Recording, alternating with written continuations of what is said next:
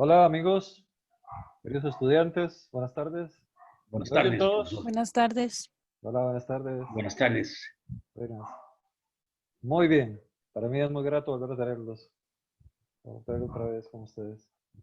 Bien, el tema de hoy, vamos a dividir así. Vamos a hacer un repaso de la unidad 3, por si acaso para tenerlo presente.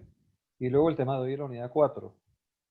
Y además les voy a dar, como habíamos dicho, el segundo trabajo, que es bastante sencillo creo y que les puede gustar mucho. Bien, entonces vamos a seguir ese orden. De la unidad número 3, que considero que es importante recuperar para tenerlo claro, lo importante es establecer este orden. Primero, lo que es la existencia. La existencia es el fruto de las decisiones, de lo que uno quiere vivir, de lo que uno desea que se vaya convirtiendo cada uno de los días de uno. O sea, una cosa es vivir y otra cosa es existir. Vivir lo hace el canguro, lo hace la planta, lo hace el rosal. Pero existir lo hace quien quiere vivir de una determinada manera. Y subrayan ahí el peligroso término determinado. Porque para Kierkegaard lo determinado es cuantitativo y lo cuantitativo es peligroso porque no hace que una persona llegue a ser persona, que un ser humano llegue a ser ser humano, sino que más bien tendría como una opción, cuando se determina, cuando es determinado, a convertirse en una cantidad más, en un número más, en una multitud. Precisamente en la desfiguración espiritual de lo que pudo ser como ser humano. Y el otro importante de tener en cuenta es que la existencia supone estilos de vida. Una vez que uno se ha definido por buscar algo, por ser algo, sin darse cuenta, lo que está haciendo es reproduciendo estilos. Y eso es como una especie de análisis psicológico de Kierkegaard. Quien se decide a vivir de una manera, reproduce un estilo de vida. Y por eso, lo prototípico se convierte como en un modelo para que la gente lo reproduzca sin darse cuenta. Entonces, lo que era automático, deseado por una persona, se convierte en un modelo que se copia. Precisamente un modelo de multitudes. Entonces, porque, para usar el caso de Sartre, ¿no? Que a Sartre le gustaba mucho. Sartre decía, dicen que yo soy existencialista, lo que hago es hablar de la existencia humana, y lo que odio es que digan que los existencialistas somos trágicos, desalmados, borrachos, dueños de cafés, que fumamos mucho. Eso no es ser existencialista, reproducir un modelo no es ser existencialista. Es lo mismo que está criticando Kierkegaard. Cuando alguien se decide por una opción, un estilo de vida, pero ese estilo de vida, curiosamente, se convierte en un estereotipo. ¿No? Para muchos, en algo reproducible. Entonces ahí se pierde la dimensión de cualidad que tiene la existencia, que tiene el estilo de vida. Y por eso es que del estilo de vida se brinca sin querer queriendo a descubrir que lo que uno hace en la vida, más que un carácter cuantitativo de repeticiones de acciones, lo que tiene es una dosis muy elevada de identificaciones cualitativas. O sea, de pesos de decisión de cualidad humana.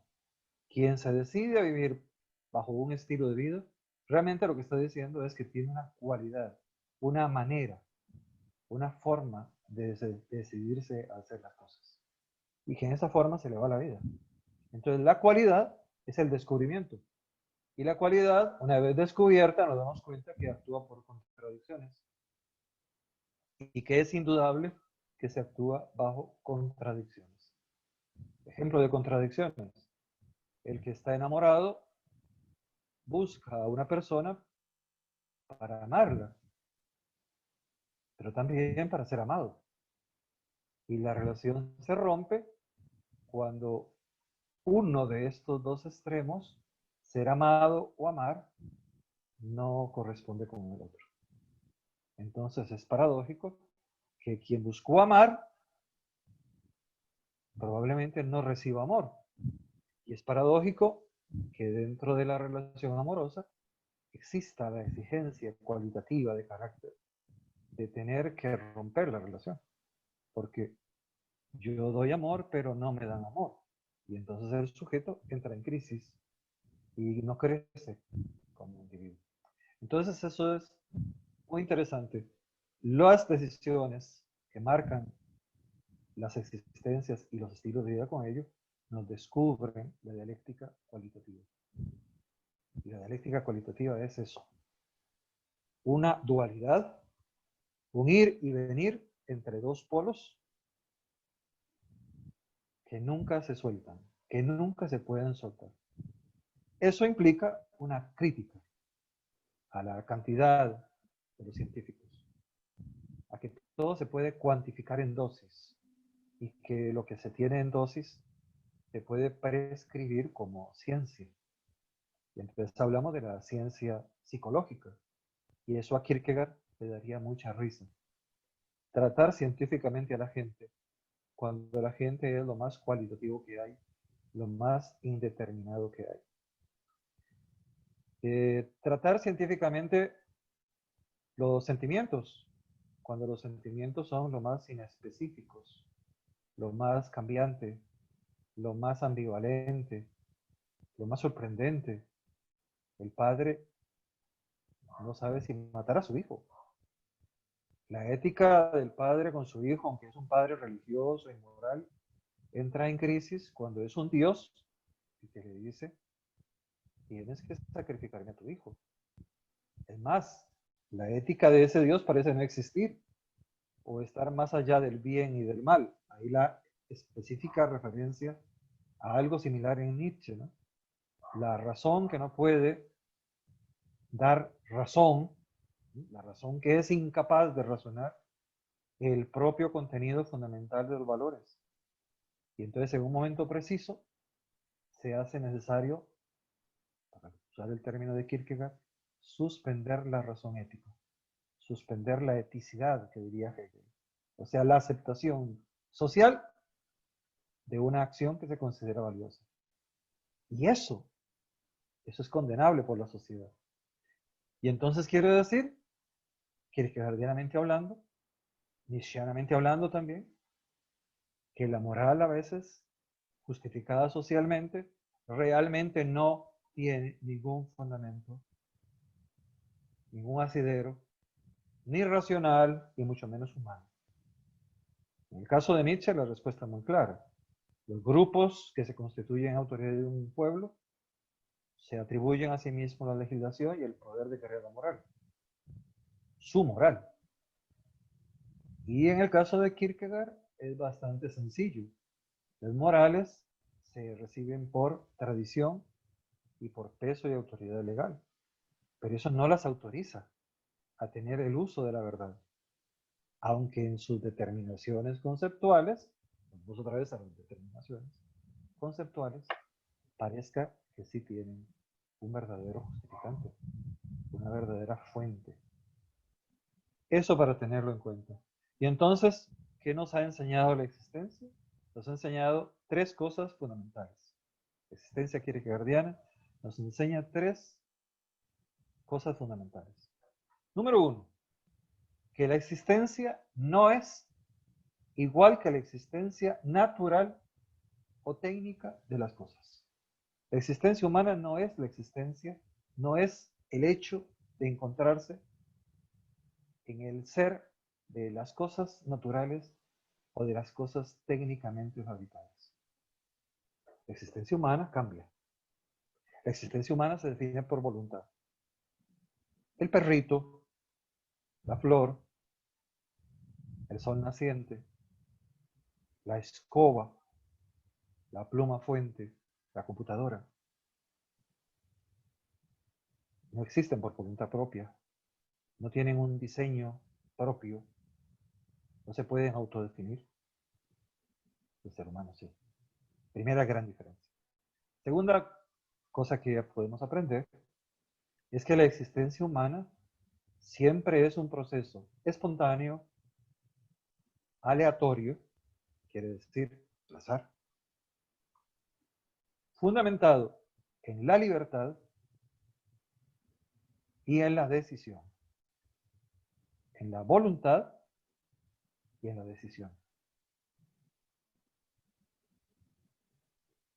Lo usual cuando alguien sigue estereotipos, cuando alguien sigue un estilo de vida, es que se va acartonando con los estilos de vida.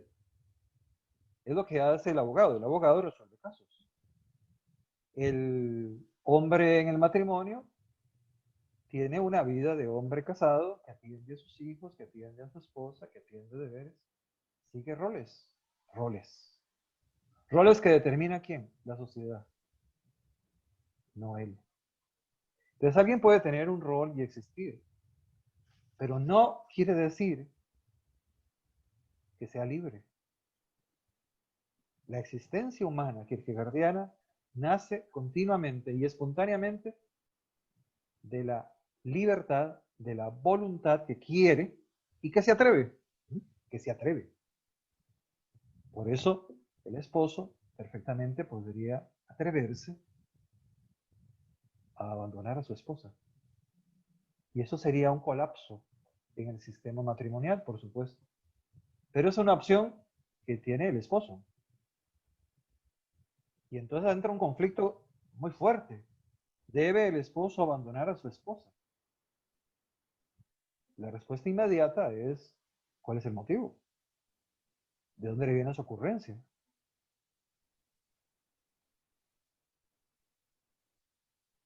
Entonces quiere decir, kierkegaardianamente hablando, que las decisiones están llevándonos continuamente en la vida humana a situaciones críticas, a situaciones de angustia. Por eso es que la vida humana necesita de la libertad, porque la libertad es lo único que nos hace salir de la angustia, del terreno de la angustia, del terreno del temblor y el temblor. Si yo soy libre, yo puedo salir de mi situación de temblor. Señor, ¿por qué quieres que yo mate a Isaac? No se lo dice a Dios directamente. Abraham no ha llegado hasta ese extremo, hasta esa confianza. Le tiene un temor y temblor tan grave a Dios que pierde la capacidad de diálogo con Dios y se concentra dialogando dentro de él mismo. Y eso, kierkegaardianamente, es la experiencia más fuerte de la angustia. Cuando la angustia se convierte ante Dios en algo que solo puede conservarse en el interior, como temblor y como temor. Miedo, porque Dios es Dios y me puede fulminar como un rayo. Igual que me puede fulminar mi querida novia, mi querida esposa, diría Kierkegaard, ¿se acuerdan? Aquel ejemplo que vimos la semana pasada y la otra vez. Me puede fulminar cuando ella con su mirada me diga, ¿qué te pasa? Te quiero, pero pareces estúpido. ¿Qué estás haciendo? Y eso fulmina. Entonces hay varias maneras en que la libertad se hace necesaria cuando se experimenta la angustia, cuando se experimenta el temor, cuando se experimenta la tragedia. Es una tragedia, ciertamente, diría Kierkegaard, ser un niño y que te hablen de la Navidad, pero nunca te dan un regalo y lo único que tenemos es a cambio la experiencia de recordar la pasión dolorosa de Cristo en la cruz. Eso era la Navidad para el pobre Kierkegaard. Hay una tragedia. Entonces las tragedias se sobreviven con libertad. Pero ¿para qué libertad si no tengo el coraje de ser libre? Y ese coraje, ese ánimo, ese ímpetu para ser libre es lo que me asegura que estoy creciendo como individuo. Es decir, que estoy creciendo espiritualmente.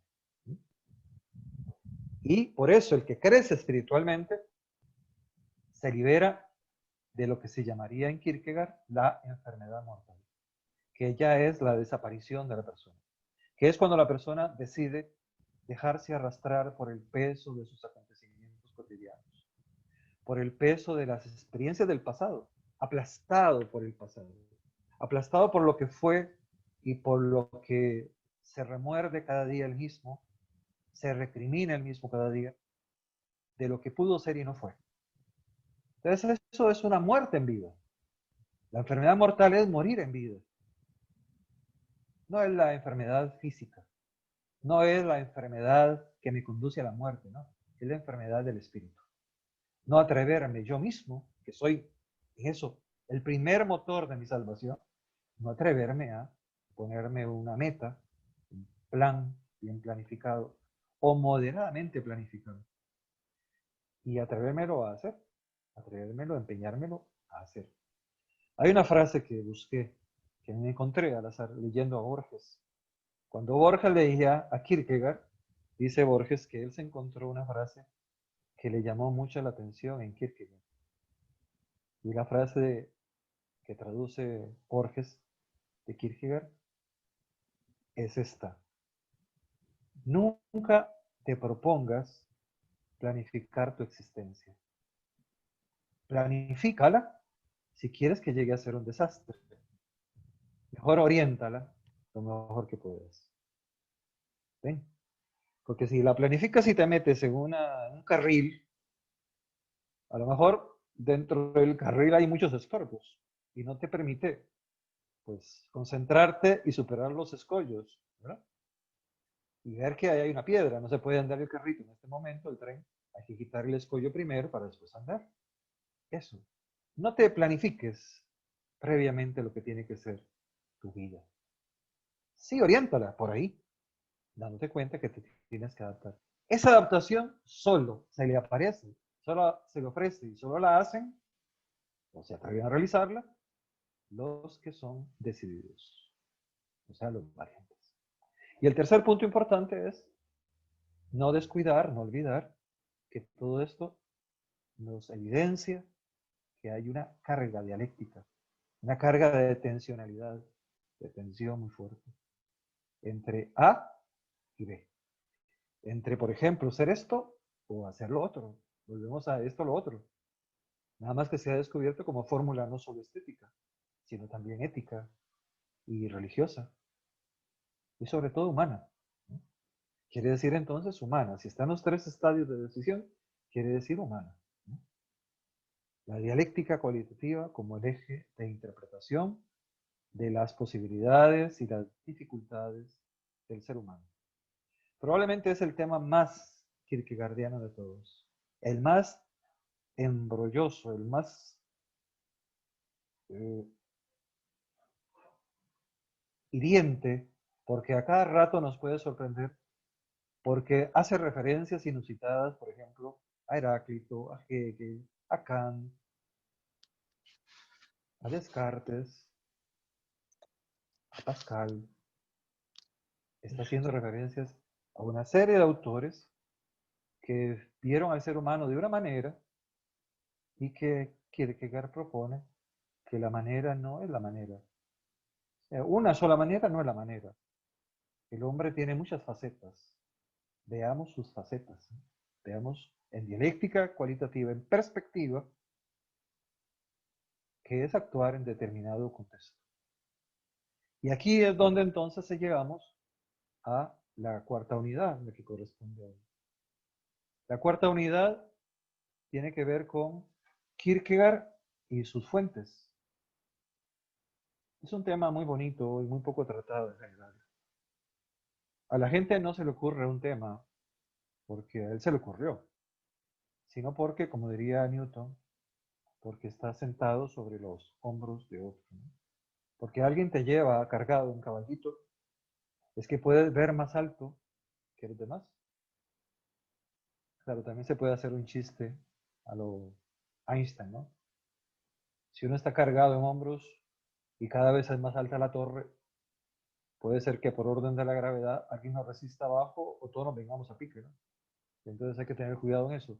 Pero es bonita la imagen de Newton, en el sentido de que cuando uno construye algo, no lo hace inicialmente desde uno, sino que hay sugerencias históricas que apoyan lo que uno está haciendo. Y en este caso, Kierkegaard tiene sus fuentes. Primero que todo, recordemos que tiene una época, siglo XIX.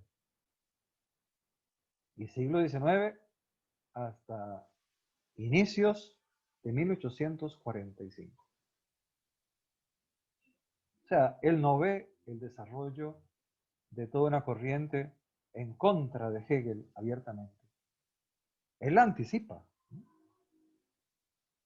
pero él no ve la reacción socialista de un Feuerbach, de Marx, de Engels. Él no ve esa reacción. No está enterado de la revolución en Francia. No está enterado de las insurrecciones en América Latina. Y sin embargo, ese es su contexto. Contexto marcadamente hegeliano. Un contexto además religioso muy conservador. Hoy diríamos ultraconservador. No vestirse bien porque se considera pecado. Fabricarse él mismo los diseños de su vestido. Estrafalario, hoy diríamos estrafalario. Casi ofensivo y ridículo. Tener presente ese contexto religioso. De una fuerte observancia. Levantarse en la madrugada, aprenderse de memoria versículos bíblicos. Igual que Kant. Igual que Kant.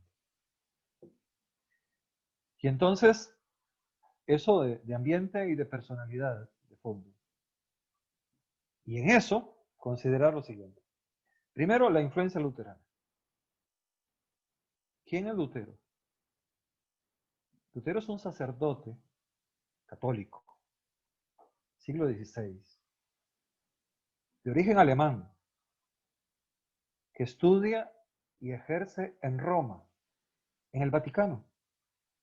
En ese momento, el papado, Roma, no se le llamaba Vaticano, Roma. Está en la sede del Papa, junto a los cardenales. Pudo ser cardenal. Era agustino. Quiere decir,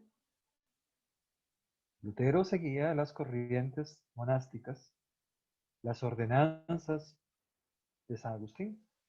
Consideraba, por ejemplo, que el cuerpo era una cárcel del alma, que había que castigar el cuerpo con ayunos, con penitencias, con mortificaciones, que había que pasar la vida laborando y orando, y que lo mejor que podía hacer un sacerdote verdaderamente místico e intelectual era ayudar a difundir la palabra de Dios y los comentarios de los textos bíblicos. Ahora ya tenemos orientado a Lutero. Y además, Agustino, que cree firmemente en lo que ha influenciado a todo el cristianismo medieval hasta el siglo XIV, que la fe es la que debe regir a la razón, que la fe es la que debe doblegar las sociedades, que la civita Dei, la ciudad de Dios, debe dominar la civita omnis, la ciudad de los hombres. Porque la ciudad de los hombres y todo lo material es pecado. La multitud es pecado. Pero aislarse en un monasterio es acceso evidente, confirmado y decidido de salvación eterna. Y que no importa el dolor material, terrenal y humano y corporal que se sienta en ese alejamiento, en ese aislamiento monacal. Porque se sabe, se tiene fe en que en la vida eterna todos esos dolores se recompensan. Ahora sí, trasladen eso a Kierkegaard, un estudioso de la Biblia. Alguien que tiene como función vital propagar la nueva dimensión del cristianismo frente a lo que él considera un falso cristianismo. Ese es el tema de la lucha del cristianismo, de la ejercitación del cristianismo. Ese libro se puede traducir de muchas maneras. La lucha del cristianismo, la ejercitación del cristianismo, el combate del cristianismo. Incluso se puede traducir dialécticamente de manera negativa. La lucha para destruir el cristianismo para producir otro cristianismo, el verdadero, o para recuperar el verdadero. El principio de que la fe supera los problemas humanos. Ese principio kierkegaardiano de que la vida espiritual sobrepasa, supera, sana elimina, ayuda a superar los problemas que se han tenido en la existencia ética y mucho más en la existencia estética, está contenido en San Agustín, por eso en Lutero. El espíritu vence a la carne. El espíritu vence al cuerpo. Los ojos de la fe, los ojos del alma, se abren a una realidad que permite superar la realidad que los ojos materiales ven y que el cuerpo vive. Pero además de eso, Lutero es también un fundador. Funda una nueva manera de ser, la Reforma. Y en esa nueva manera de ser de la Reforma está la independencia de criterios. Yo no tengo por qué obedecer una cosa que considero errónea. Dios me dio una inteligencia y yo la uso para alabar a Dios, para crecer como ser humano, para tener beneficio y provecho en mi vida. Y por eso Lutero tiene que romper con el Papa, porque no se admite el poder que cree que tiene la razón sobre la interpretación de la fe y que Lutero considera que es, en el fondo, una manipulación de la fe. Y por eso una manipulación desde los textos bíblicos, desde las apreciaciones de la vida cristiana. Y rompe. Y eso es lo mismo que hace Kierkegaard. Rompe con su iglesia danesa, que es además la iglesia fundamental de Dinamarca hasta ese momento. Rompe. Tiene la osadía, el ímpetu, la libertad, la decisión para romper con su iglesia y decirle las verdades en su cara. Y los 2 últimos años de la vida de Kierkegaard fue precisamente a partir del folletón, que era una revista exagerada en dimensiones, llamado El Instante. Abiertamente luchaba contra el pastor oficial, contra el obispo oficial de su iglesia, haciéndoles evidentes, igual que Lutero, a Roma, que no estaban practicando un verdadero cristianismo. El librito La ejercitación del cristianismo fue realmente el eje del círculo de filósofos alemanes en el siglo XX, los primeros 30 años del siglo XX, de lo que se llamó en filosofía alemana el círculo de Baden-Baden. Baden-Baden era el círculo que jefeaba a aquel profesor alemán que se llamó Max Scheler. Y en ese círculo estaban filósofos que hoy suenan, que a veces destellan por ahí, y que eran alumnos de Scheler. Y después cuando Scheler sufre el infarto y cuando Husserl tiene que trasladarse a Friburgo, entonces siguen a Husserl. Dentro de esos seguidores inmediatos estaba Wittgenstein, estaba Lipps, estaba Frankena, estaba Kaufmann, Walter Kaufmann, que tradujo lo que él consideró lo más importante y lo más objetivo de Nietzsche. Y estaban profesores que admiraban y discutían con Scheler, como Nicolai Hartmann, y de vez en cuando Ortega y Gasset. Todo ese círculo de Baden-Baden, con foráneos y con pertenecientes a la escuela, tenía una diversión. La diversión de ir a tomar café, como muchos de nosotros hacemos a veces, ¿no? Ir a tomar café ahí en la universidad, alrededor de un libro, comentar el libro. Y el libro que comentaban era El enfrentamiento al cristianismo, de Kierkegaard, el ataque al cristianismo, o el enfrentarse, la nueva dimensión del cristianismo. Ese era el librito que comentaban. Y había una enamorada de ese libro que era de Wittgenstein. Entonces le molestaba el profesor Husserl diciéndole, señorita Stein, ¿cuándo va a tener examen de Kierkegaard? Mañana. Porque pasaba leyéndolo, ¿no? Y decía, aquí hay mucha producción. Es muy interesante leer esto. Pero detrás de ese libro está la presencia de Lutero. Está la presencia de la libertad. Lutero tiene además de este enfrentamiento, tiene la tesis del servo arbitrio. La libertad humana, y aquí recuerda mucho a San Agustín, nada más que lo lleva al extremo, la libertad humana, dice Lutero, es un hecho que existe. Y por eso es el motivo del pecado. Y porque existe libertad humana, decidimos en contra de los seres humanos. Y en contra de nosotros mismos y en contra de Dios. Porque hay una tendencia al pecado.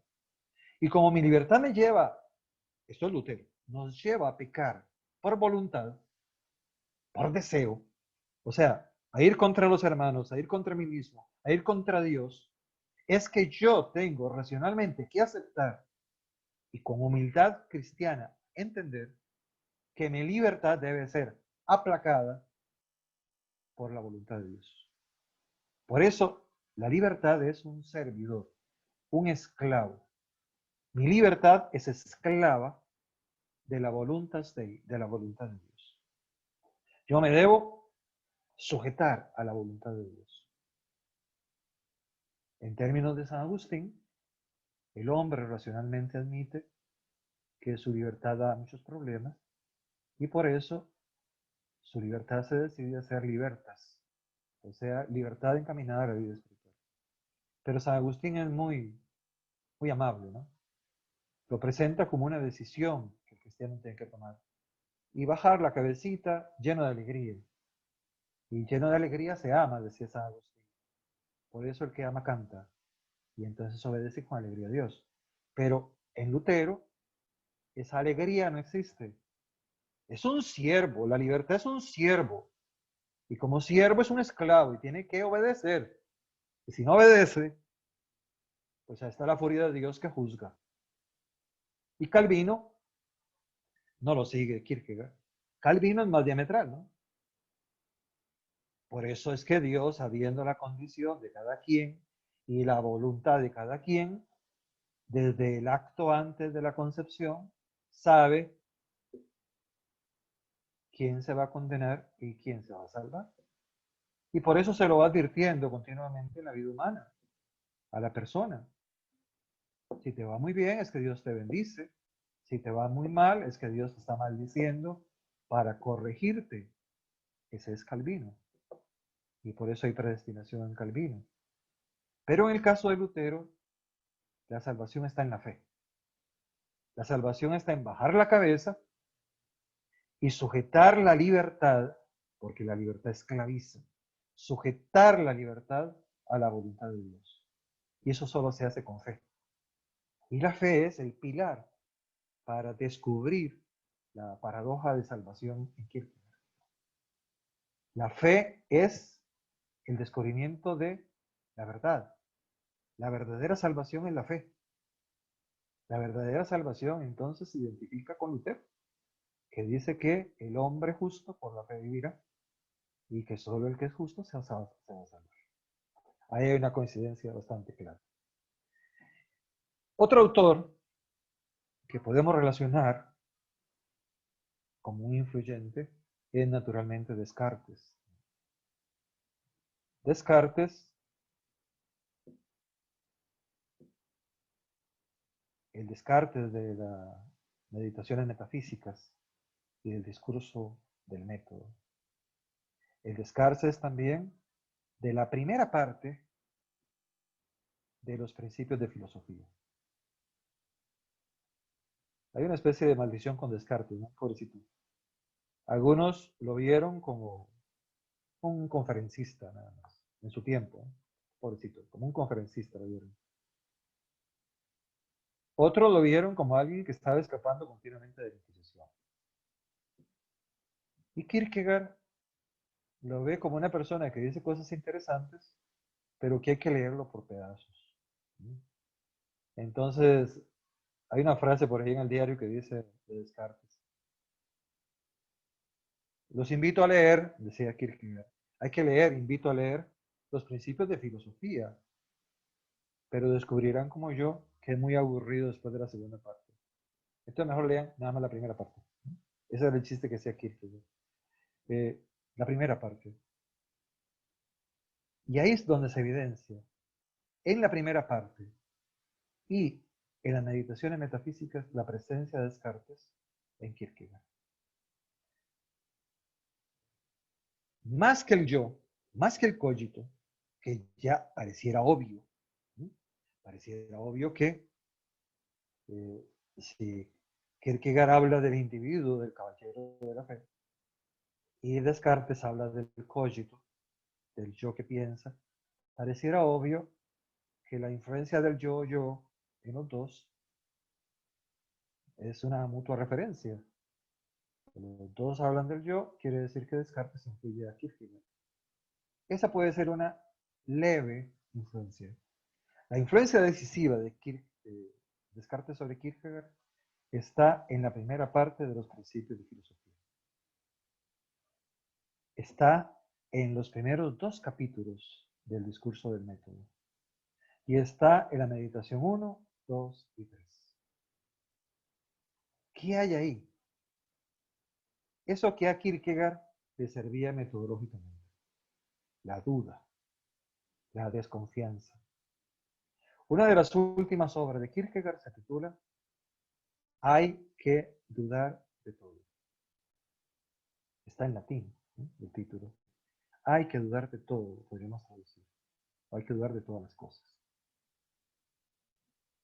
Es un librito póstumo, muy corto, donde Kierkegaard empieza a criticar a todos los que están muy confiados de la ciencia, a todos los que están muy confiados de sus observaciones lógicas y a todos los que están confiados de seguir dogmas.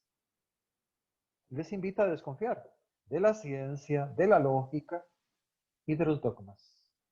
Desconfíen de eso, porque todo eso se fundamenta en una perspectiva. Y la vida se bautiza con esas perspectivas. Ese es el error. La vida no debe bautizarse con perspectivas, sino que la vida debe descubrirse pese a las perspectivas de uno. Y a partir de las perspectivas de uno, sabiendo que son perspectivas de uno. Y este punto es muy interesante porque este punto va a evidenciar una coincidencia con Nietzsche. Nietzsche es otro autor que va a hablar de descubrir la realidad con perspectivas. Y también va a evidenciar una similitud con Ortega y Gasset. La vida es una perspectiva. Y Dios es el que tiene dominio de todas las perspectivas. Si es que eso fuera posible, el único que puede tener dominio de todas las perspectivas a la vez sería Dios. Entonces el pobrecito Dios tendría, dice chistosamente Ortega y Gasset, un grave conflicto de personalidad y locura y de racionalidad, porque ve todo lo que está pasando a la vez y experimenta todas las verdades a la vez. Entonces quiere decir que la verdad como tal es una perspectiva. Ortega y Gasset, Nietzsche. Y para Kierkegaard, la verdad es la perspectiva personal, en que yo como sujeto empiezo a examinarme para descubrir una explicación. Y empiezo a buscar una explicación porque desconfío de lo que mis 5 sentidos, de lo que los demás, de lo que las tradiciones, de lo que la ciencia enseña.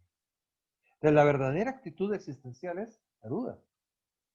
Lo que me permite verdaderamente seguir creciendo a nivel estético, a nivel ético y sobre todo a nivel espiritual es dudar. Y eso se debe a Descartes. Ese empeño de Descartes en crear un método científico y lo empieza a fundamentar a partir del ejercicio de la duda. Y luego pone sus famosos pasos metodológicos. Pero esos pasos metodológicos no los sigue Kierkegaard. ¿Qué descubre también de coincidencia Kierkegaard? O sea, ¿qué se puede descubrir de coincidencia entre Descartes y Kierkegaard? Que las morales son provisionales. ¿Sí? Aquel famoso apartado del discurso del método, allá por la parte cuarta, tercera y cuarta. La moral es provisional. Eso es muy coincidente con Kierkegaard. La moral es provisional porque es un punto de vista de las acciones humanas.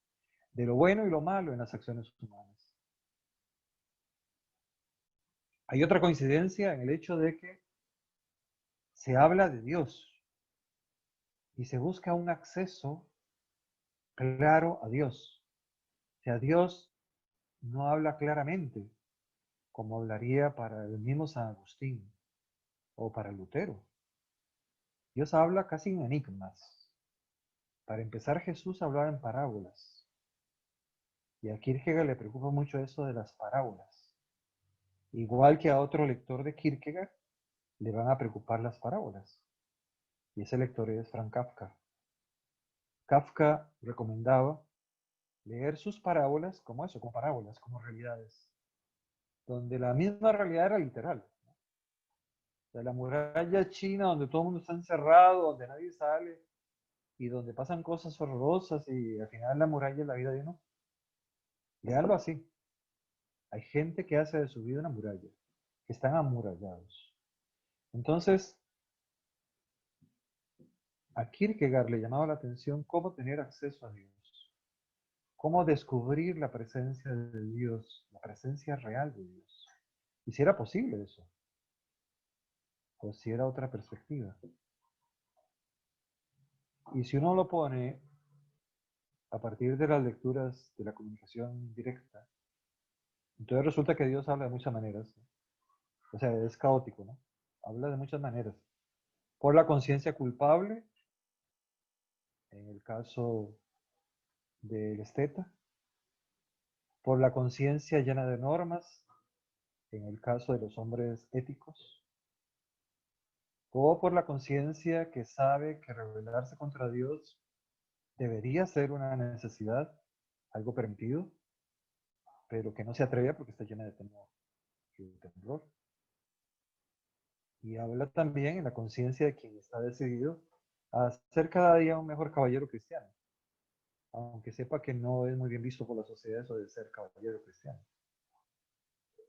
Entonces el acceso a Dios no es muy claro ni en el Kierkegaard de la comunicación indirecta, ni en el Kierkegaard de la comunicación directa. Pero sí es una coincidencia con Descartes. Otro principio importante, por supuesto, es el ejercicio de la conciencia. Lo que hay de común no es el yo. O sea, el yo es un elemento que pareciera inicialmente, pareciera común. Pero lo básico del yo es que tiene conciencia. Igual que en Kierkegaard, lo básico es que el yo no solo exista, sino que decida por su libertad. El yo es lo que decide por su propia decisión, por su propia libertad. Y eso significa por su propio espíritu, por su propio crecimiento de espíritu. Entonces, la conciencia de Descartes es sustituida en Kierkegaard por el crecimiento del espíritu. Y eso es importante, ¿no? En Descartes, tener conciencia lo descubre quien medita. Por eso las meditaciones metafísicas. Quien medita, quien duda. En Kierkegaard, quien adquiere el espíritu es quien sufriendo, por eso el valor de sufrir, quien sufriendo la angustia, la desesperación, el miedo, el temblor, la enfermedad mortal a veces, hace crecer su espíritu. Ese es el que adquiere espíritu. O sea, no es que uno tiene cogito, razón, y ya que con eso vamos adelante. No, no, señor. No es que uno tiene espíritu y ya, adelante. No, no. Es que la mayoría de gente están dormidas. Están sonámbulas, diría Ortega y Gasset.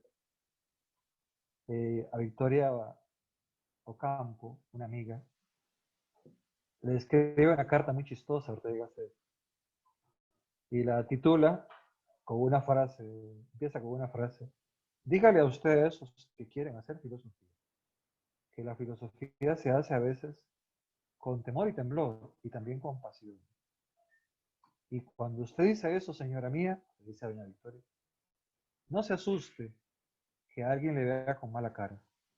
Dígale más bien, o empieza a filosofar o acepte seguir viviendo en su vida como sonámbulo. Esa era la intención, ¿no? O sea, la gente lleva conciencia, pero no la desarrolla. La gente lleva espíritu y no lo desarrolla. Conciencia, Descartes. Espíritu, Kierkegaard. Y ni siquiera saben que existen, ¿verdad? ellos como personas. Por eso decía Kierkegaard, no hay que esperar mucho de las multitudes, no tienen espíritu. Nietzsche diría, no tienen pasión, no tienen voluntad apasionada. No aman el arte. O sea, ven una puesta de sol, igual, una puesta de sol, así. ¿No? Ven las 6 de la tarde, no ven la puesta de sol, y decide que después de las 6 de la tarde lo que hay que hacer es cenar. Y después a las 7 ver televisión. Y a las 9:30, ya cuando están cabeceando, ir a dormir. Y cuando suena el despertador, levantarse para ir a trabajar. Eso es lo que Camus decía, la vida cotidiana, ¿no? La vida rutinaria, donde no hay espíritu, y porque no hay espíritu, no hay un desarrollo de la lucidez, de la claridad del espíritu. Hay una coincidencia con Camus muy bonita. Kant. Kant era uno de los autores más aborrecidos por Kierkegaard. Kant tenía una religión muy similar a Kierkegaard. Una religión muy tradicional. Una religión de aprender versículos de memoria. Muy metódica. Las dos creen en la libertad, pero las dos suponen que la fe tiene que conducir de alguna u otra forma la vida humana. ¿Cuál es el Kant que sigue o que lee Kierkegaard? Primero es el Kant de las referencias bibliográficas de sus profesores. O sea, es un Kant de antología. Es lo mejor de aquí y lo mejor de allá. Es un Kant de antología. Probablemente no leyó las obras principales de Kant en su totalidad. Digamos que las tenía, pero no las leyó en su totalidad. Porque es un autor demasiado lógico, demasiado gramático, y sus obras, en el momento en que Kierkegaard está vivo, apenas empiezan a editarse como obras completas en la edición de Hellstein. Entonces, probablemente no tiene acceso a las obras en sí mismas, sino a antologías, que era lo que se usaba en las universidades del norte de Europa. Antologías. Las influencias más fuertes kantianas están alrededor de el argumento ontológico. El argumento ontológico es un argumento de orden lógico-metafísico. Dios no puede ser probado a partir de un argumento ontológico. Esa es la tesis central de migajas filosóficas. Dios no puede ser probado jamás por un argumento, mucho menos por un argumento de carácter ontológico. Y el argumento ontológico lo que afirma es que aquello que lógicamente se puede razonar, lógicamente tiene que existir. O sea que de la existencia material, mental, para usar el término de filosofía medieval, de la existencia material de la mente, se desprende, formalmente hablando, la posibilidad de una existencia fáctica. O sea, porque alguien puede razonar y decir que es un día, y que el día está compuesto de horas, minutos, experiencias, etc., se deduce que los días tienen que existir. La observación de Leibniz, por ejemplo, la observación de Santo Tomás de Aquino incluso, es que un argumento ontológico lógicamente se puede formular, pero de ahí no se desprende racionalmente su existencia física. O, dicho en términos aristotélico-leibnizianos, su necesidad física. Un argumento puede ser lógicamente necesario, en la lógica puede ser necesario, pero en la vida fáctica, en la vida real, cotidiana, no es necesario que exista. Ahora bien, si algo existe en la vida cotidiana, es porque hubo una necesidad y una posibilidad, y esa posibilidad se identifica con la necesidad. Y por eso existe. Si cada uno de nosotros existimos, fue porque hubo una posibilidad para que existiéramos, ¿verdad? Y esa posibilidad se concretó en la existencia cotidiana nuestra. Kierkegaard no está de acuerdo, entonces con los argumentos ontológicos, pero tampoco con ningún tipo de argumento racional como las pruebas racionales o las vías racionales de la existencia de Dios que da Tomás de Aquino. Y eso se aprendía en la metafísica de Wolff, no en la metafísica de Aquino. La metafísica de Wolff es la que invadía desde Alemania hasta el norte de Europa. La metafísica de Aquino era la que dominaba principalmente Francia, España e Italia. Entonces Kierkegaard no tiene acceso tampoco directo a Tomás de Aquino, pero sí la tiene a los argumentos, y a evidenciar que los argumentos son lógicos y que la lógica no tiene nada que ver con la existencia. Y esto nos lleva entonces, ¿por qué Kierkegaard afirmaría a un Dios con necesidades morales, como Kant? Ustedes repasan el prólogo de la crítica a la razón práctica, entonces ahí se afirma la necesidad práctica, no lógica, de la existencia de Dios. Tiene que haber un regulador, un peso moderador, que juzgue por determinación, o sea, por juicio justo, las acciones de los hombres. Y en ese sentido, el mal tiene que ser castigado y el bien tiene que ser premiado. Quien haga eso tiene que existir por una necesidad de peso práctico moral en el universo. Esto en el fondo pareciera también un argumento ontológico, ¿no? Por lo menos Bertrand Russell lo ve como un argumento ontológico, no digno de ser creído, sino más bien digno de ser sometido a sospecha. Y podríamos pasar con esto a la influencia probablemente más fuerte que tiene Kierkegaard, Hegel. Y hemos hecho referencia en otras ocasiones a la presencia de Hegel en Kierkegaard. Hay que sistematizarlo muy bien, porque si no el tema se nos agranda. ¿Cuáles son los libros que Kierkegaard lee de Hegel? Número 1, el más fuerte de todos, La ciencia de la lógica. El primer tomo. La edición que Kierkegaard tenía en su casa eran los 2 tomos de La ciencia de la lógica, separado en tomos, en la primera edición. El tomo que más se leyó fue la primera parte. Lo que más le impactó y lo que más está subrayado son las primeras 100 páginas. Lo que más empieza a tener signos de interrogación es cuando se evidencia que la idea tiene la posibilidad de tener vida propia. O sea, de existir como un ser viviente. De tener un peso antropológico. En otras palabras, Kierkegaard tiene miedo porque esta idea personalizada, llevada hasta el extremo de ser lo universal existente, que engloba todo, ese es su terror, lleve uno a sustituir la idea de Dios, o mejor, a Dios. Y dos, llegue a hacer desaparecer al ser humano como existente, convirtiéndolo en solo una parte de un engranaje universal.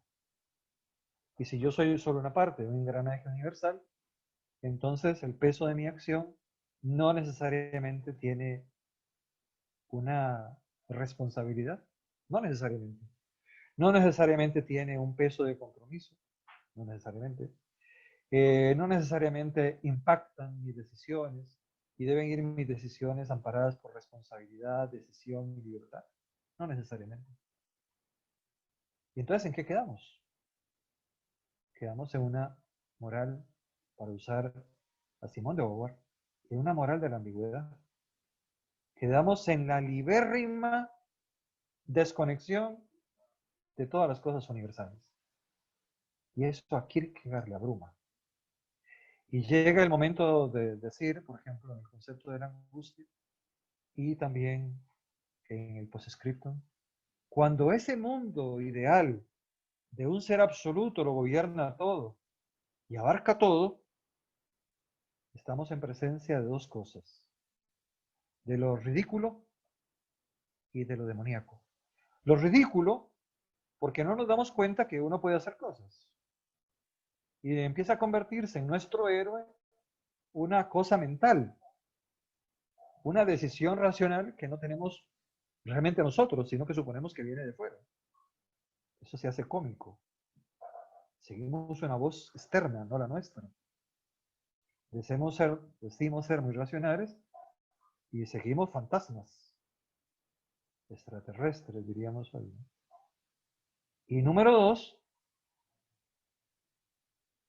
es demasiado triste, dramático,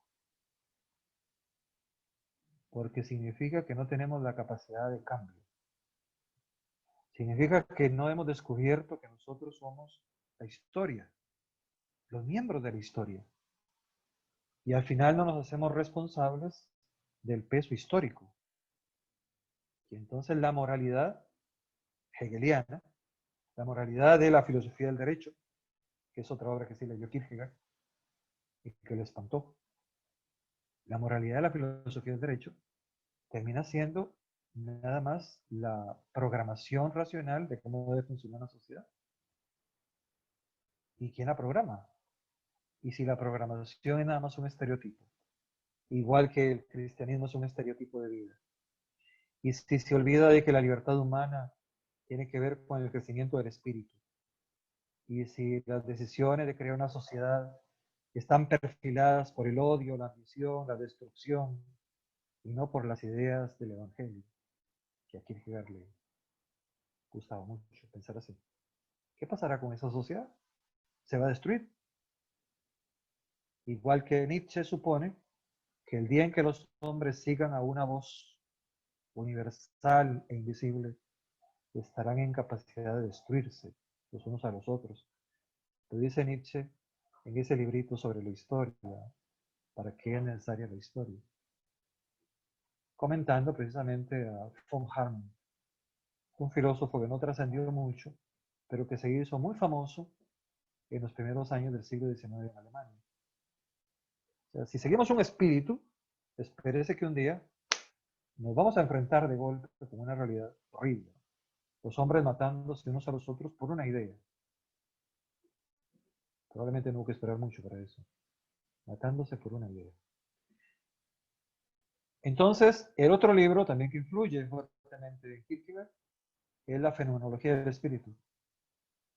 Y de la fenomenología del espíritu me llama la atención esa nueva manera de ver el espíritu, precisamente como un desplegamiento de poderes, de facultades transhistóricas, intemporales, que ahí se podría confundir con Dios, que ahí se podría confundir con un panteísmo. Eso le asusta mucho.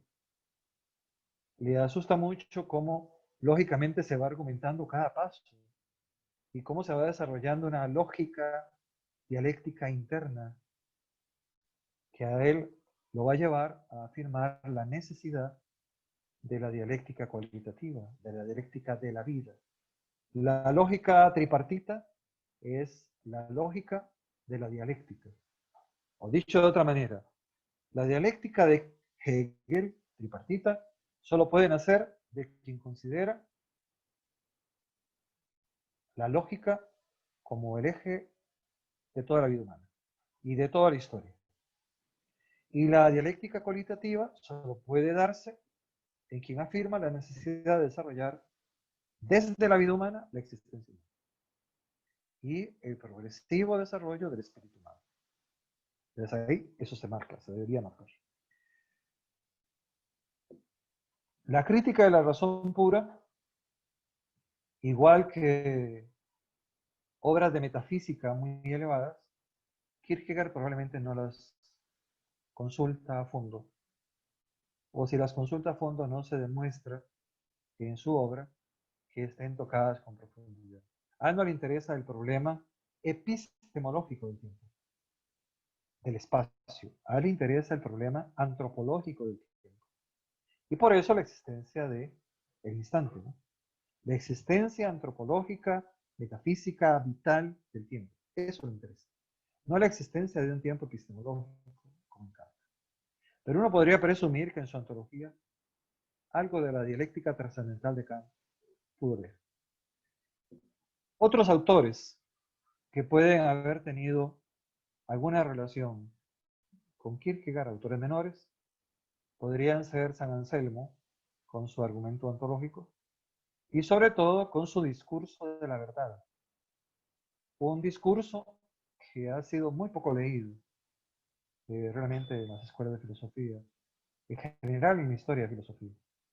El discurso de la verdad se apoya en que el hombre, como ser individual, tiene la oportunidad de creer.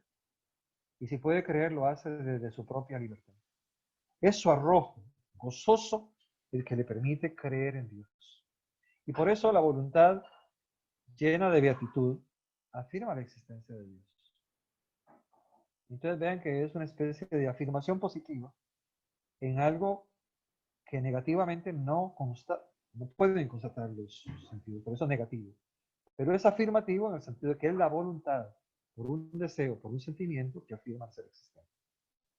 La verdad es esa realidad que yo, dentro de mi ser, identifico para afirmar a Dios. Y por eso esa coincidencia con Kierkegaard es muy sugerente. Cuando Kierkegaard dice la verdad es la subjetividad, y la verdad es que yo decido hacer algo en mi vida y lo concrete, pareciera mucho San Anselmo, pareciera. Luego, veamos autores que pudieron tener alguna relación con Kierkegaard, pero no estamos muy seguros. En primer lugar, Pascal. El eterno Pascal, el místico Pascal. Un científico, un matemático, un sacerdote a medias, un libertino y un filósofo, todo junto. Pasó por varios estadios. Se identifica mucho como Kierkegaard, por varios estadios. Número 2, Pascal anda buscando a Dios, tratando de afirmar la existencia de Dios o de descubrir a Dios. Kierkegaard se puede decir que andaba en lo mismo. Número 3, Pascal se andaba buscando a él mismo. Kierkegaard también. Pascal tiene una frase en sus pensamientos que es lo que más o menos Kierkegaard habría leído. Probablemente en una edición latina o francesa. La frase tiene relación con lo siguiente. Dominad vuestras pasiones para que las pasiones no os despojen de ser las maravillas de la creación. Dominad vuestras pasiones para que las pasiones no se enseñaren sobre vosotros. Porque el hombre es la pasión que piensa, porque el hombre es la pasión que ama, porque el hombre es la pasión que escribe, la pasión que hace ciencia, la pasión que ama las matemáticas y descubre el mundo. Eso se parece al hombre estético. Pero ese hombre estético pascaliano andaba buscando a Dios y se andaba buscando a sí mismo, como Kierkegaard. Sobre todo los pensamientos que en la edición de Brugsch vienen a partir del 450 hasta el 490, se puede decir que son altamente similares con Kierkegaard. Otro autor que es muy llamativo, que puede tener una relativa coincidencia con Kierkegaard, son los autores patrísticos desconocidos para nosotros. Por ejemplo, San Justiniano, aunque es uno de los padres de la iglesia más llamativos de la primera temporada de los padres griegos, San Justiniano es relativamente poco estudiado. La verdad de los hombres está en Roma, está en Grecia. La verdad de Dios está en Jerusalén. El mundo de los hombres dice una cosa, el mundo de Dios habla del Espíritu. El mundo de Dios habla del sacrificio y de la persecución y de la necesidad del martirio. Kierkegaard afirma la necesidad del martirio. Y de ahí salta a Tertuliano. El cristiano se atreve a hacer lo mejor que puede hacer y ser. Lo mejor que puede hacer y ser. Y lo mejor que puede hacer es ser cristiano todos los días. Aunque eso responda a dos absurdos. Primer absurdo, el absurdo de ser perseguido y el absurdo de creer en algo que no se ve. Por eso decía Tertuliano, ser cristiano es creer en cosas absurdas. Y se le atribuye a Tertuliano aquella famosa frase, creo porque es absurdo. Frase que repite en migajas filosóficas y en el postscriptum Kierkegaard a cada rato. Bajo el mismo principio de Tertuliano. Bajo el mismo principio. Hay que creer porque es absurdo. Y cuando uno cree cosas absurdas como la existencia de Dios, realmente está creyendo las verdades reales. Y es una afirmación del espíritu y es una afirmación personal. O sea que la verdad individual, singular, se identifica con la verdad infinita y definitiva que sería Dios. Ese sería el enfoque tertuliano de Kierkegaard. ¿Y qué autores posteriores pareciera que han sido impactados por Kierkegaard? Yo citaría a dos, básicamente. El primero de ellos lo confiesa, es Martin Heidegger. Martin Heidegger confiesa en algunos de sus libros que cuesta mucho encontrarlos traducidos. Las lecciones de metafísica, por ejemplo, del año 27 a 32. Martin Heidegger habla de cómo Kierkegaard tenía temas llamativos sobre el tiempo, sobre lo valioso del instante y sobre el peso de la angustia. Y vean que esos temas se repiten en Heidegger. El tiempo, yo soy tiempo, yo estoy en el tiempo, yo soy una cosa con tiempo, yo estoy ahí con tiempo, en el tiempo, y es mucho más importante el tiempo que el espacio. Y también la idea de la angustia, esa zozobra de existir, de vivir existiendo, sabiendo que tenemos que hacer proyectos, y ojalá proyectos libres e inteligentes, o sea, auténticos. Y la angustia viene porque no solo cada día tengo que decidirlos y decidirlos de esta manera, sino porque sé que la muerte es inminente. La muerte es una promesa que siempre va a llegar. En cualquier momento, no importa cómo. Para poner un ejemplo así cómico, no tan cómico cuando sucede, ¿no? Desconectando la computadora te puede llevar un shock eléctrico y quedas electrocutado, ¿no? La muerte llega en cualquier momento, ¿no? Comiendo, se atraganta uno con un pedacito de pan y ahí se muere uno. La muerte llega y por eso uno siente angustia. Y también Martin Heidegger, en un congreso en Roma, le decía a los congresistas, y Michel Federico Sciacca lo retrata en uno de sus libros, decía en esta conferencia Martin Heidegger, cuando yo era muy joven y quería ser jesuita, en una noche desvelada bajé a la biblioteca y me puse a leer un libro, el primero que cayó en mis manos, y fue el concepto de la angustia de Kierkegaard. Desde esa noche supe que tenía que hacer un cambio en mi vida y entendí lo vital de responder con seriedad a las inquietudes personales. Estaba entrando a la filosofía existencial. Eso decía Heidegger hablando de Kierkegaard. Entonces sí hay una influencia reconocida por Heidegger. Y otro autor es Albert Camus. Albert Camus tiene un librito que se llama El mito de Sísifo. Lo escribió en los años 40, con todo el apogeo y el boom de la Segunda Guerra Mundial. Sísifo era una criatura condenada, mitológicamente hablando, a que por su rebeldía, por querer ser él, los dioses le habían impuesto la tarea de trepar una roca enorme que taparía un sepulcro hacia una pendiente y dejarla caer y otra vez volverla a trepar, así incesantemente. Lo cómico del caso es que la roca nunca lo aplastaría, es lo lógico, ¿no? si es más grande que tú, si la vas trepando en una pendiente, hombre, en algún momento o te majas o te matan, ¿no? Así de sencillo. Pues no, el pobre hombre estaba tan maldito, tan maldecido, que por más que la trepe, nunca se va a aplastar, siempre va a sobrevivir y siempre va a tener que dejar caer la roca, inútilmente.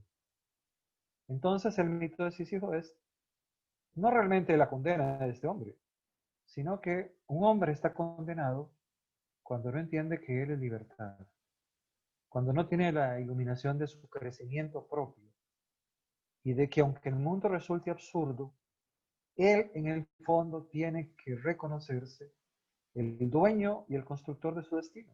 Así de sencillo. Porque él es libertad. Y el hombre puede estar en una cárcel, puede ser Sísifo. Pero si por dentro tiene el espíritu de soy libre, y pese a eso estoy haciendo lo mejor que puedo, llevando a cuestas mi condena injusta, como la vida que muchos llevan injusta, que otros lo someten. Por eso es que Camus se vuelve político y moral y política. Y termina diciendo, pero si yo en el fondo soy libre, en el fondo de mi corazón trato de construir el mejor mundo posible, para mí y para otros, soy honesto, aunque otros no lo vean, mi libertad, mi ejercicio de libertad, que para Heidegger sería la autenticidad, para Kierkegaard sería la verdad, me hace libre y debo sentirme dichoso. Entonces, aunque el mundo sea absurdo, yo soy libre. Y si yo soy libre, soy dichoso. Y si soy dichoso, tengo que construir un mundo mejor. No me puedo lamentar ni me puedo suicidar. Esa no es la opción. Y entonces, en este pequeño librito de Camus, el mito de Sísifo, hay un apartado y realmente también hay muchas secciones, muchos capitulitos donde se repiten frases de Kierkegaard, análisis de Kierkegaard. Y se compara a Kierkegaard con Dostoyevsky. Y no se afirma tanto la decisión de los estadios como el ejercicio de la libertad. Eso es fundamental en la visión de Camus. Camus y la visión de la libertad. El hombre libre, como Kierkegaard. Pero el hombre de Kierkegaard salta. Y cuando salta a Dios se vuelve feliz, más feliz todavía. Y se vuelve un hombre espiritual. El hombre de Camus no tiene a nada por qué saltar. Lo único que hace es sentirse dichoso porque es libre y no matarse porque no tiene sentido matarse, sería crear más absurdos y sería dar un ejemplo absurdo. Y entonces lo que hace es llenarse de solidaridad y ponerse a luchar a la par de otros. El absurdo se soluciona luchando con otros. El absurdo reconoce que la multitud es absurda, claro. Y ahí Camus hace la referencia directa a Kierkegaard. Claro, el mundo, la multitud es absurda, porque el mundo es absurdo, porque la gente vive maquinalmente, se deja arrastrar y cuando se dejan arrastrar pierden la libertad. Entonces la condena no quita la libertad, pero la gente cree que por estar condenado no tiene libertad. Entonces la gente se vuelve miope, se vuelve esclava. Lo que hay que aprender es a decir sí a la libertad, aunque se esté esclavizado. Y esa es una coincidencia con Kierkegaard.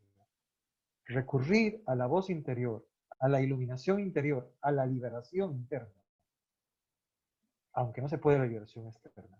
Recurrir a maravillarse con el verano, el sol, la luz, el aire, las personas que me rodean, y no esperarlo todo, sino darlo todo desde nosotros. ¿Qué es absurdo darlo todo desde nosotros? Diría Camus. Sí, es absurdo, pero es placentero. Es lo único placentero que tenemos. Y entonces, para terminar con una cita de Camus, el Camus que estaba recordando en El tercer hombre, al Camus joven que tuvo que dejar de ser futbolista, el arquero de la selección de Argelia. Tuvo que dejar de ser el arquero de la selección de Argelia porque tenía tuberculosis. Y tuvo que dejar su postulación a ser profesor de filosofía en la Universidad de Argelia porque tenía tuberculosis. Decía este Camus,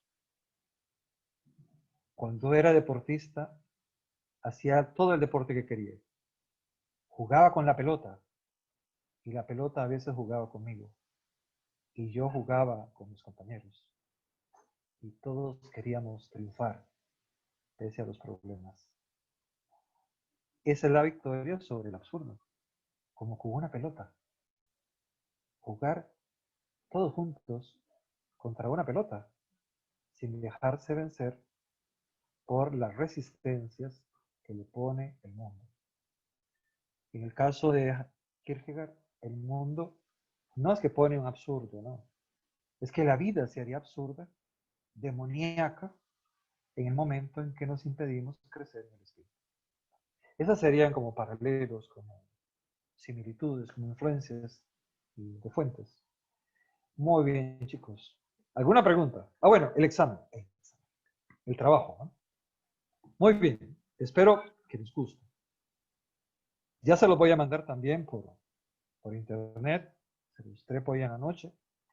Y por cierto, los exámenes, los trabajitos están muy bien, ¿eh? Están muy bien, me gustan mucho. Bueno, entonces, se los voy a terminar de enviar también seguramente hasta mañana. Trabajo número 2. Elija una de las siguientes actividades. Número 1. Explique desde el punto de vista de la dialéctica cualitativa cualquiera de los estados de existencia kierkegaardianos. Cualquiera, el que usted quiera, que más le guste. Que más rabia le dé, como diría mi abuelo, ¿no? Que más rabia le dé. Que le gusta estético, bueno, hombre, estético.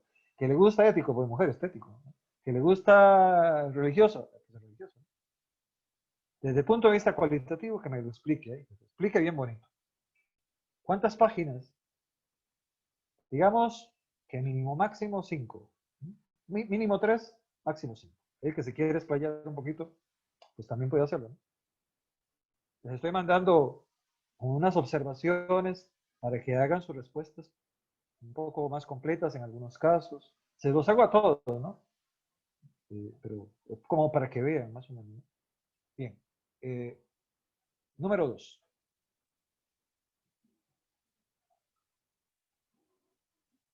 Explique el sentido de la existencia cuando la existencia es dominada por la enfermedad mortal.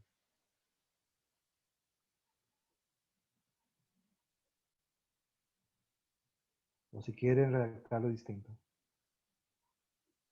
Argumente qué sucede cuando la enfermedad mortal aprisiona la existencia humana. Argumento. También, máximo 5 paginitas, mínimo 3.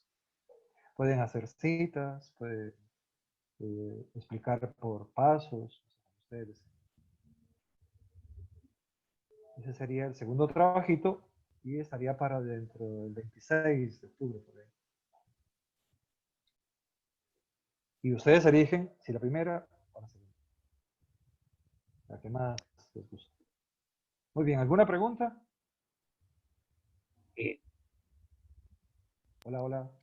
Profesor, aquí lo estamos escuchando. ¿Perdón? Lo estoy escuchando lo más bien. Ah, bueno, qué dicha. Me alegro. Qué dicha. Me alegra mucho.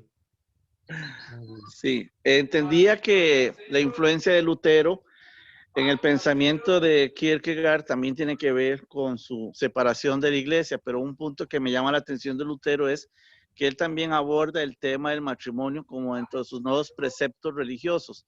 Eso también lo refleja la obra de Kierkegaard. Ese Yo cambio. diría, ajá. Yo diría que más bien no. Yo diría que no. O sea, Kierkegaard, si a algo le tiene miedo, es al matrimonio. ¿No? El Kierkegaard real, de carne y hueso, ¿no? El Kierkegaard que se pregunta si el matrimonio es válido es el Kierkegaard que encontramos en las obras del matrimonio, precisamente. Que está tratando de investigar qué sería una persona que además es autor, literato, que esté casada, ¿no? Yo diría que dentro de las normas de Lutero estuvo luchar por el matrimonio porque consideraba que el precepto teológico del celibato no estaba bien fundamentado. En el caso de Kierkegaard, pues eso no es un problema, ¿no? Los pastores evangélicos desde el siglo XVI, incluido Lutero, tienen esposa, incluso concubina, ¿no? Eso no es un problema aceptarlo para Kierkegaard. Lo que sí es un problema, diría yo, es la defensa del matrimonio. Kierkegaard no estaría tan anuente a decir que hay que defender el matrimonio. Diría, pues es la opción de vida de algunos, ¿no? Si alguien se va por ello, pues bien. Pero yo Kierkegaard no me iría por eso. ¿Y cómo justifica uno eso? Diciendo que yo Kierkegaard no se iría por eso. Porque Kierkegaard consideraba, es lo que se saca más o menos de un análisis mantenido de la biografía de Kierkegaard, calculaba los pesos que traería un matrimonio si él se decidía a seguir siendo un escritor cristiano poético. Definitivamente se iba a quedar sin esposo, muchacha. Definitivamente iban a haber una situación de persecución. Definitivamente lo iban a ridiculizar a él y a sus hijos y a su esposa. Definitivamente iba a ser muy difícil vivir. Seguramente se iba a dar una orden de persecución, de distanciamiento social, tipo Spinoza. O sea, cuando un grupo religioso quiere castigar a quien le dice las verdades en la cara, las condenas pueden ser muy fuertes, ¿no? Desde el ostracismo hasta la excomunión, ¿no? Entonces, no creo en Kierkegaard como defendiendo el matrimonio, ¿no? Más bien a veces los casos que ponen son como haciendo cómica la vida del matrimonio, ¿no? O sea, un hombre se mete para ser feliz, está pensando en los caminos del matrimonio, la felicidad del matrimonio, se mete para ser feliz en el matrimonio y a los 2 años se encuentra con una crisis económica que le lleva a preguntarse, ¿y yo para qué me casé? Una crisis económica es la que le revela que nunca debió casarse. No que no ama a su esposa, no, no, no. Es la crisis económica. O sea, algo que no tiene nada que ver con el amor a su pareja, es lo que le descubre a una persona que el amor no funciona, que el matrimonio no funciona. Y eso no está tan desencaminado, ¿no? Que la vida real pareciera.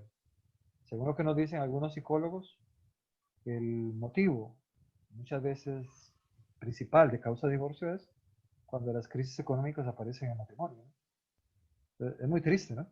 Es muy paradójico. Bueno, ¿otra? Oh, hablando por un sueño. Bueno, ¿todos han entendido, chicos? Profe, disculpe, Sí, yo tenía una señorita, duda. dime. ¿Para qué fecha es que hay que entregar este segundo trabajo? Ay, bueno, yo se las voy a poner, pero yo calculo que es, bueno, yo se las dicté por ahí. Si es Aquí que está. no escuché, sí. Sí, no. Es que no lo dije, no lo dije con claridad tampoco. Para el Es- 26, En teoría es el 26. en teoría es el Ok, 26, exactamente. gracias. Profe, y otra consulta. Digamos, Ajá. usted graba las sesiones, pero ¿dónde las sube? Es que yo... Ah, bueno, hasta yo, donde yo tengo entendido, salen en Ajá. YouTube. ¿Ya? Sí, es que de hecho estaba viendo, pero la última fue la de agosto. Entonces, sí. O la de septiembre no se grabó. ¿Cómo es? No, verá que yo me metí y bueno, no la encontré, no sé si estará ahí, pero me parece que la última es Ajá. como del 20 y algo de agosto, sí, profe. Bueno, voy a Porque, preguntarle a mi asistente. ujú, sí, profe, es Entonces, que sería muy yo útil les para las aviso por, sesiones, sí, claro, yo les aviso por, ¿cómo se llama? por el Por el chat. WhatsApp, Ujú, sí, por el chat, ¿verdad? Si estás arriba o no, si está subido o ok, no. perfecto, Sí, profe.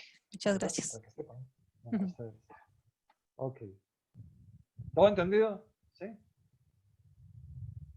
Y la Bueno. siguiente pregunta, La siguiente pregunta. Muy bien. sí, Dime. es que en lo que explicaba ahora, les hablaba mucho sobre la libertad, pero entonces Ajá. esto también es consecuencia de la ruptura de Lutero con la iglesia, el pensamiento Kierkegaard sobre el libre albedrío. Se concatena uno con otro. Sí. O sea, en el caso de Lutero, se apela a la razón para poder decidir, ¿no?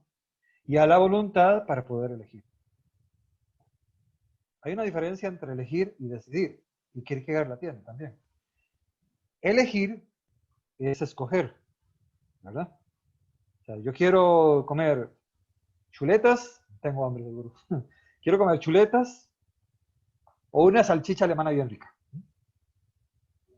Puedo elegir, escoger entre esto o aquello. Cuando decido, es mi razón que está aplaudiendo a la voluntad para decidirse apasionadamente por él. Decidir es cuando yo emprendo, ¿no? Es emprender. En el caso de Kierkegaard, bueno, en el caso de Lutero, la libertad debe obedecer, por lo apasionada que es, la voluntad de Dios. Por eso es que el hombre necesita leer la Biblia y aprenderse los versículos de la Biblia de memoria y ponerlos en práctica, pero todos los días. Por eso nunca cesa de leer la Biblia, para seguir la voluntad de Dios. Y por eso hace de su libertad una esclava a la voluntad de Dios. En el caso de Kierkegaard, es que los seres humanos, ya en el siglo XIX, están tan acostumbrados a desconfiar de Dios, a no seguir a Dios, que no van a leer una Biblia, no la van a leer. Ni siquiera los cristianos, porque se las van a explicar los pastores. Vean el ataque. Esto es instante. Y ataque al cristianismo. Los cristianos del siglo XX están acostumbrados a que sus pastores les den digerido lo que se van a comer, la Biblia. Con todos sus errores, incluidas las interpretaciones hegelianas. Las interpretaciones hegelianas casi parecen, sobre Cristo, por ejemplo, casi parecen panteísmo. Yo creo que deberían estar en el índex, si es que una vez no estuvieron, ¿no? Porque asustaban, ¿no? Afortunadamente para los eclesiásticos de Roma, la mayoría de gente en el siglo XIX no leía alemán, ¿no? Y mucho menos alemán gótico. Entonces no se pudieron enterar mucho de lo que ahí se decía. Pero la libertad en Kierkegaard nace del hecho de haber experimentado la posibilidad de decidir muchas veces. Más que libertad y posibilidad. El hecho de ser, estar potencialmente dispuesto a elegir entre varias cosas, la gente no lo ve como tener libertad, lo ve como tener posibilidades, pasar de una cosa a otra. Entonces lo que es una especie de anestesiamiento de las acciones cotidianas. Ahí coincide con Camus.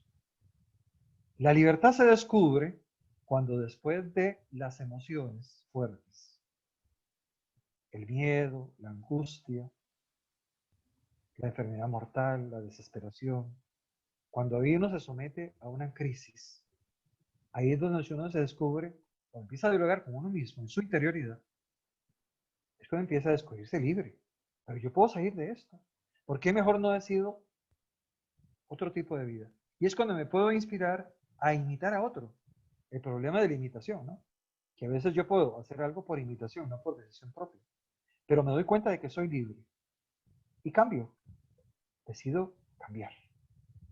En ese sentido, entonces, no es totalmente la libertad de Lutero. Tampoco es la libertad de Lutero que acepta ser esclavizada. No, no. Más bien es liberada cuando se acerca a Dios. Aquí el salto, que en Lutero no existe, el salto es posible. Porque el salto es sugerido por Hegel, ¿no? Cuando el espíritu absoluto está saltando en sus gradaciones entre los diferentes engranajes, es el espíritu el que salta. Kierkegaard propone, no, que no salte el espíritu, soy yo el que tiene que saltar. Es el yo el que tiene que saltar desde el ejercicio de su querer, de su libertad, hacia el encuentro con la verdadera y definitiva libertad que es infinita. La libertad infinita de Dios. O sea, porque Dios es libre y porque es la verdad y porque es persona espiritual, yo puedo sentirme confiado de saltar a Dios. Pero ese es como un arrojo, el máximo de todos los arrojos, el máximo de todos los miedos y el máximo de todas las libertades. Entonces ahí más bien hay como un reto a la sujeción, a la esclavitud. Y la verdadera esclavitud, para Kierkegaard, sería la desaparición del hombre cuando el hombre permite que lo demoníaco se apodere de él. O sea, cuando que no es espiritual, aquello que le impide saltar, aquello que le impide ser libre, lo sujeta cada vez más. Otra pregunta. ¿Cuándo es la fiesta de la alegría? Buena pregunta. Bueno, el 3 de noviembre nos vemos otra vez, ¿verdad? Entonces, si Sí, ahí acordamos la está muy fiesta de la bien, profesor. alegría. ¿Ah? Oh, hola. Bueno, Hola. hola. ¿Alguien iba a decir algo? ¿No? Sí, es que, sí, nada más un punto final, profesor, que me A interesa ver. mucho. Es que en el tema de Kierkegaard, como él es de influencia de una iglesia que es morava, es una Ajá, iglesia muy particular. En la sí, ciudad de Limón hay una sucursal o una extensión de esta iglesia morava. ajá, Y me interesa mucho porque es una forma un poquito, digamos, alejada de los preceptos religiosos que uno ve en la iglesia católica o en otras ajá. iglesias protestantes. Tiene un sentido como más libre, me parece a mí su ejercicio religioso. Es así como lo ve también. Y que Eh, tiene una eh, gran influencia de ese amor. bien, creo por dónde va tu pregunta. La iglesia morava efectivamente tiene algunas cosas que son diferentes a la iglesia protestante tradicional, de tipo norteamericano, que es la que predomina pues, prácticamente en la visión actual. Eh, Primero que todo, efectivamente la presencia en el templo no es tan significativa. El tributo, el diezmo no es tan obligatorio. Lo importante son dos virtudes que ellos llaman. La virtud de el estudio de la escritura y la imitación de la pasión de Cristo. La reflexión y la imitación de la pasión de Cristo. Entonces eso da un peso, un sesgo muy distinto a las demás vertientes protestantes. Pero es un sentido entre libre, porque no depende de todo lo anterior que ya dije, pero también es muy fuerte porque se apega mucho a condiciones de fe muy estrictas, ¿no? La meditación de Cristo, no la natividad de Cristo. Lo importante es la muerte de Cristo. Y alguien diría, ¿y la resurrección? Si Cristo no ha resucitado, ¿van en nuestra fe? ¿Dónde queda eso? No, no, que la mortificación del cuerpo, que los que no entrarán al reino, que mentir, que el juicio final, que la muerte en el alma. ¿Sí? Esa rajatabla es muy angustiosa, ¿no? Muy angustiante. Y el hecho de ver a un Dios personal no deja de poner un susto también, porque Dios está en todas partes. El hecho de que Dios sea personal, Kierkegaard no es el Dios personal de Lutero. El Dios personal de Lutero está en el cielo, está en el infinito. No es el gendarme que está custodiándome al frente.